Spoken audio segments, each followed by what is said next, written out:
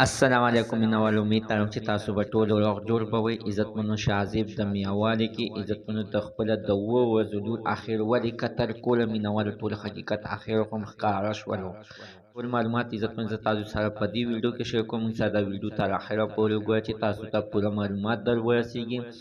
د دې معلومات نه مخکې زه تاسو ته دا یادګینه وکړم، تاسو کو چېرې زموږ په دې سوپر کلیک چینل کې نوي وئ، چینل هم نوی سبسکرایب کړئ. مهرباني وکړئ تاسو زموږ د سوپر کلیک چینل د سره سبسکرایب کړئ. خوا کې ورسره د ټلۍ نشان وواچوئ چې یوه نوې معلوماتي ویډیو تاسو ته په اسانۍ باندې در ورسیږي. عزتمن تاسو ته یادوي چې تېره ورځ په میاوالي کې شاه خلک چې دی نو د واده یو کال شوی چې یو کال بعد پې الله تعالی رحم وکړلو چې د لور پیدا شوله، چې دغه لور باندې عزتمن د ښایسته وم هم کړی، دا خلک یې پې راغوښتي، بیا کېده یو ګډ یې پې الار کړی، ښه خوشحالي پې کړې. اخر عزتمنو د آیسو نشه شروع کړه. دغه ټیم کې عزتمنو د دماغو کار پر نه ښودلو، د بېګا د شپې نه یعنې دی نو چارو سره لوبې کولې او چاره یې لاس کې لوبوله.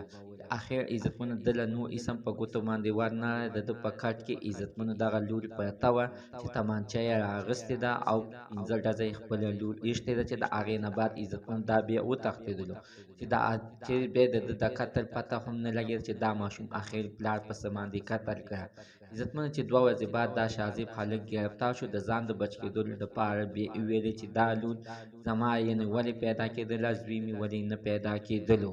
ځکه عزتمن چې د ده رشته داران وایي چې دا خو تر اوسه پورې سمه ښه تعلیم یافته او تعلیم یې کړی او څه بې تعلیمه خو نه او ښه په خپله خوښه باندې یې واده کړی او دا لور خو ورته ډېره زیاته سخته ورته ګرانه وه، خو نه پوهېږو چې دا سمدستي د څنګه ولټه شولو چې مینوال د ده میډیکل او هر څه چې وشول نو ډېر د رپوټونو په وینا باندې دغه ویل کېږي چې دغه د آیس مرداره نشه شروع کړې وه.